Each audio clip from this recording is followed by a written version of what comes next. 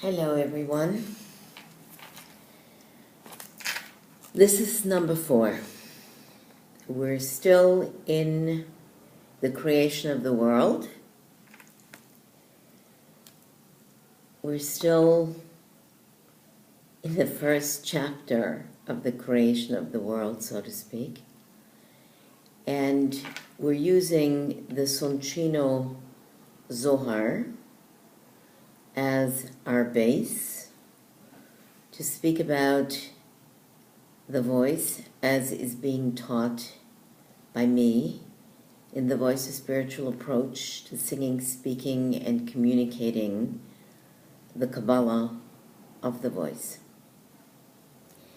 First of all, thank you for the notes and the suggestions, and those are always welcome, of course.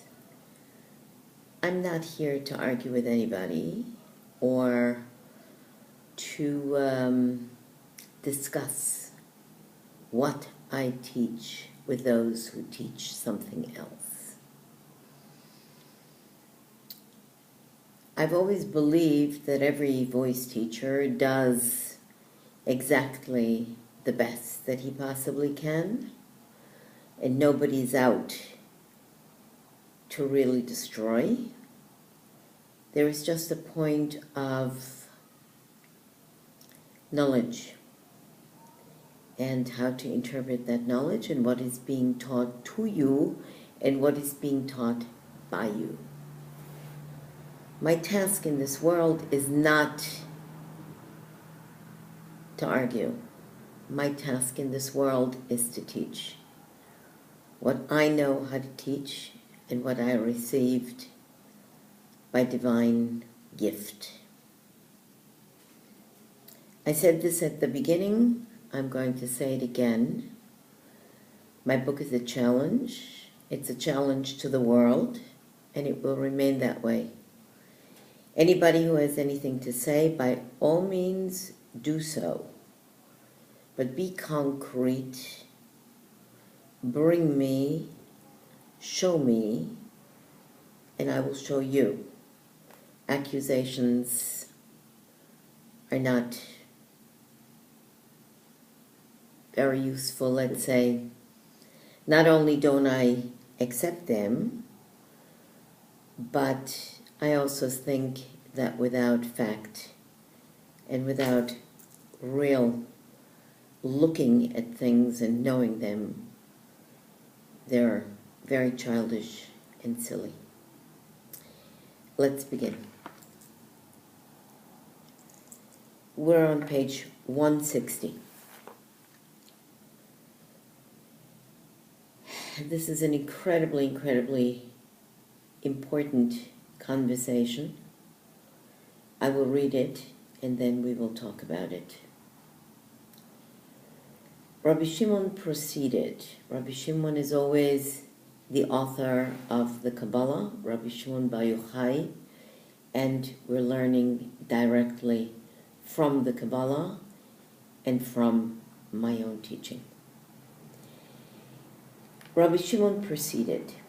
In the same way, the Torah is situated between two houses, one recondite and on high, and the other more accessible.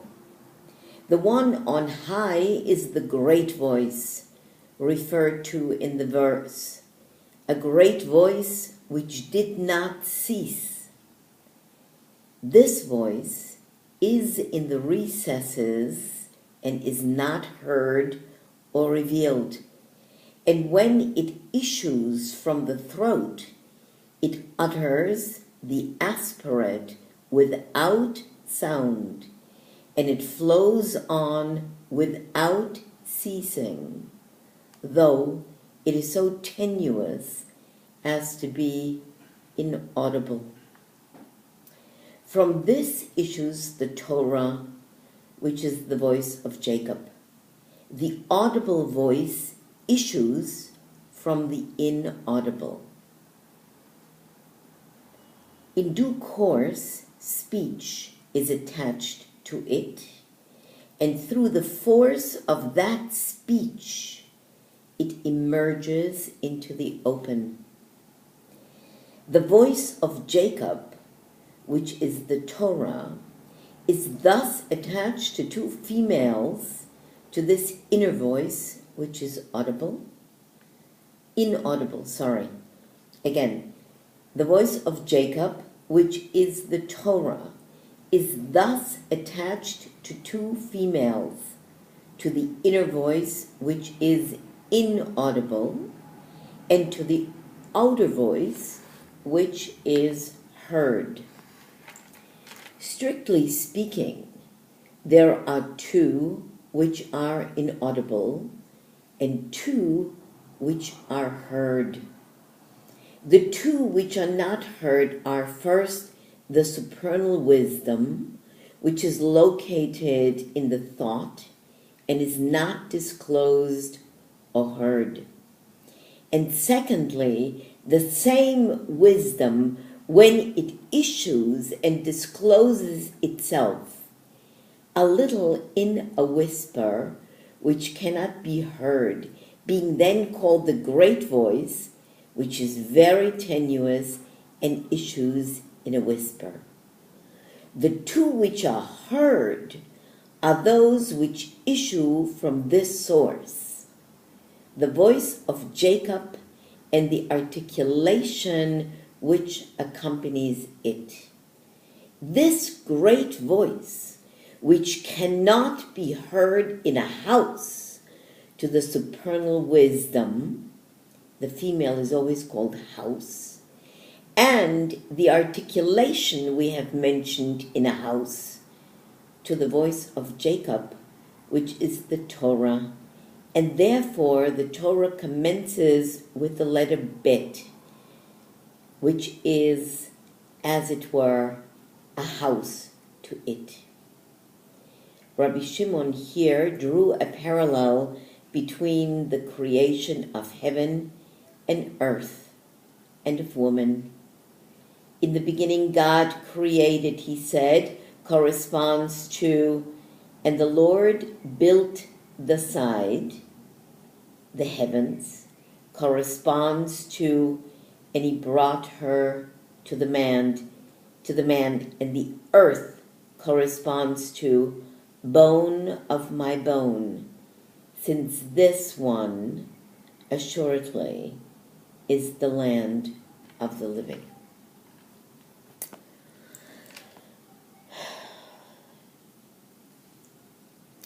This is incredibly, incredibly powerful. I'm going to take it apart. Last week, if you remember, we talked about the word and we talked about the sound. Here we're going to talk about what is the audible voice and what is the inaudible voice and what begins what and how. The inaudible voice is in the recesses and is not heard or revealed. What does that mean?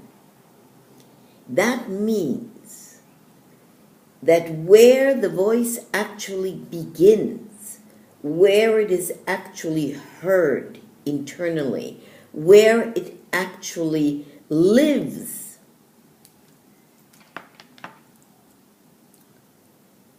is inside your mind, inside the brain, inside God's space. So inside God's space that it never, never exits that space until it's brought to the intention of the word. In other words, the speaking. He says that the voice is in the recesses and it is not heard or revealed. Why? Because it's in the thought. the thought itself does not reveal. The sound connected to the thought, spoken then, will reveal. And when it issues from the throat, it utters the aspirate without sound. Meaning, if you try to bring that which is not heard into a place where you need to force, what you will get is something, but certainly not the potential of it all. The audible voice issues from the inaudible, of course. Why? Because the inaudible is your thought process. The inaudible is that which I, on the outside, don't hear, but you, on the inside, do hear. When you decide, and that is the key, when you decide that you want that sound, those vowels and those words and that color and that interpretation to be heard, and that's a decision, then the process begins of bringing the inaudible to the audible. And the audible is utterance, speaking. We all speak. We don't think about speaking. Nobody really ever taught us how to speak. From the time we were really little, we learned words by following the sounds that we heard around us. And then the lips began to move, and the tongue began to do, and then came teeth, and then came speech. But nobody ever taught you how to speak. So when I say to my students, the intention of the word, meaning your thought process of speaking, your desire to speak, is the desire which makes the inaudible audible. When you begin speaking and you have intention, what is intention? Intention is, again, something mental. It's not something physical. It's mental. I have the intention that I'm going to sing, which is the same thing as speaking. Sound is sound.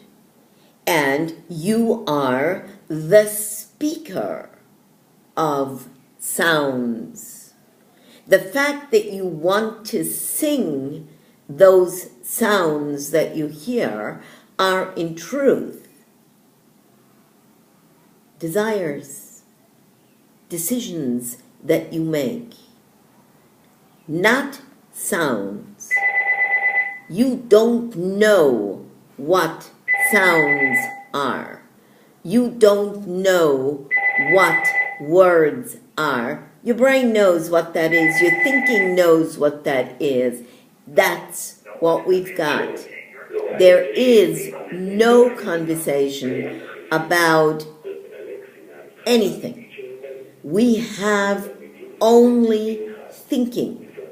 When we think, we decide to speak. That brings us to the intention of the word.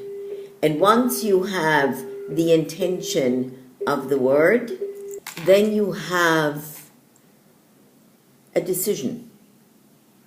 You have a decision: what color, what word, what sound, how large, how small, pianissimo, grande, forte, whatever you want.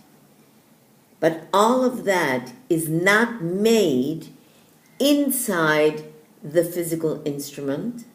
All of that is made in the process of thought.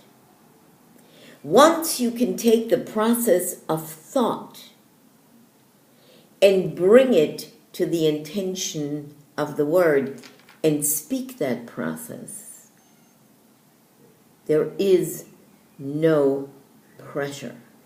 There is no forcing. The great voice that we're looking for, the great potential of the voice that we're looking for, is located in the thought and is not disclosed or heard. And secondly, the same wisdom, when it is heard, being then called the great voice, which is very tenuous and issues as a whisper. That means, basically, if you don't do anything and you just move your mouth and you just allow the speaking to happen internally, your mouth will move, your thoughts will speak, the air will move your thoughts and sounds and vowels, and all you need to do is allow the speaking to actually take over.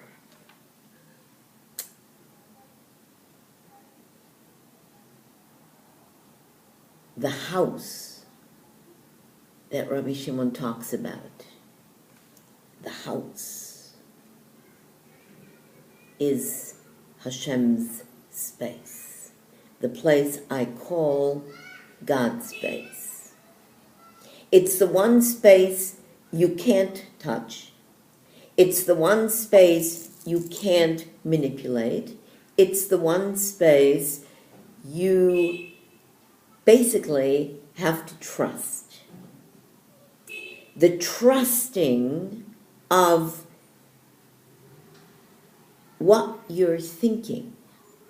The trusting of what then you are speaking comes once you learn how to again maneuver your thoughts inside the right place. Somewhere down the line, I say it, and I say it all the time, that I don't teach voice. Voice is not something that can be taught. It's either there or it's not there, meaning if you can speak, you can sing. It's exactly the same thing. But if you don't speak well, you probably won't sing well, or you can speak very well, but when you come to singing, you're completely in a different mindset, and you begin putting the voice into places that you consider to be singing, or that you were taught what was singing, and that generally 99% of the time is in your mind connected with the throat. So you're taking from here and you're pulling down here and manipulating something that actually already has its place, already has its house, already has its thought process, already has its life force, already has all the air that you could possibly want, already knows how to speak, already has all the music, all the words, everything that you want to speak, all your thoughts, all the colors of what you're looking for to produce for a particular piece, okay? You have absolutely everything right there. All you have to do is you have to become the speaker of sound instead of the creator of sound. Now there's a big difference between the two. The creation of the sound precedes you. That is God's work.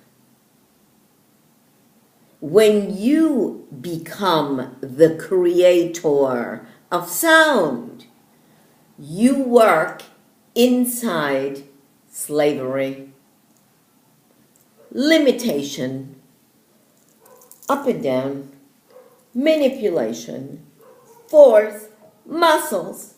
And then you ask me, how come what I actually hear is not what comes out of my mouth? Do you know how many tone-deaf students I've had that came to me and said, I'm told not to even sing in the shower. I am so bad. And all I say to them is, you're not so bad, you're disconnected.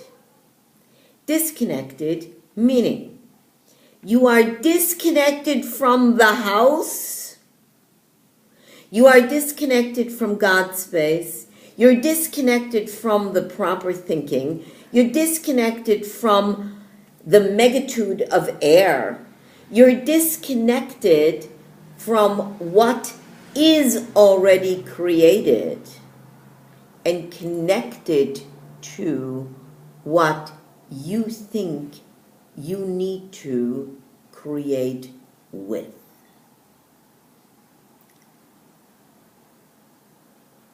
The depth of this work is beyond. Listen again.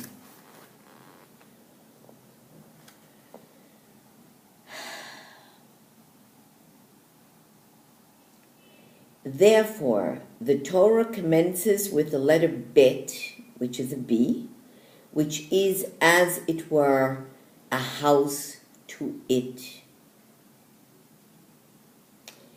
The voice of Jacob inside the house, the supernal wisdom of the house, and the articulation we mentioned is a house to the voice of Jacob. So without the articulation, meaning without the intention of the word, there is no connection to the thought process. Meaning, the intention of the word pulls the tension of vowel, sound, and air upward and backward. What does that mean? What does that mean?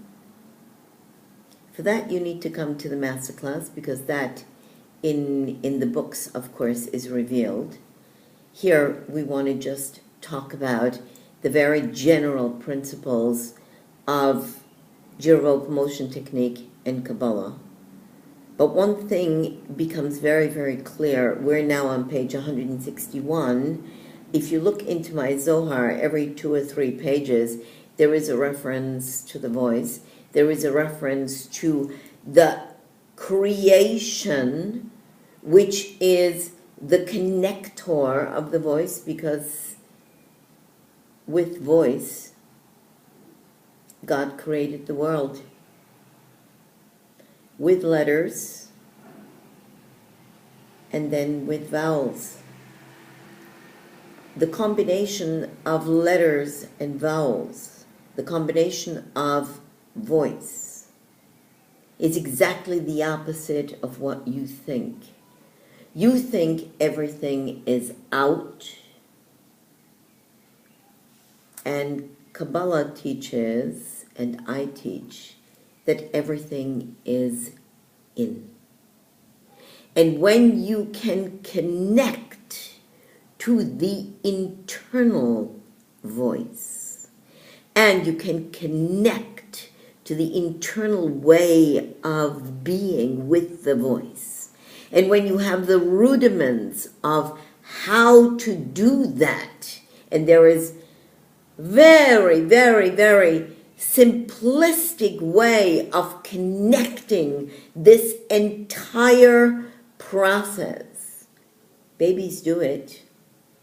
Newborn babies do it. The first thing they do, they use their voice. We have forgotten. My job is to bring that back. Rabbi Shimon Bar Yochai did this in a very, very esoteric and deep way. I do it in the way that I know as a very simple human way of connecting. Real muscles, real air, real brain, real movement, real speaking, real tongue, real quiet, real thinking. But all of it is connected to the greatness of the creation of the world and God. You want to be great? Dare to listen internally. See you next week. Bye-bye.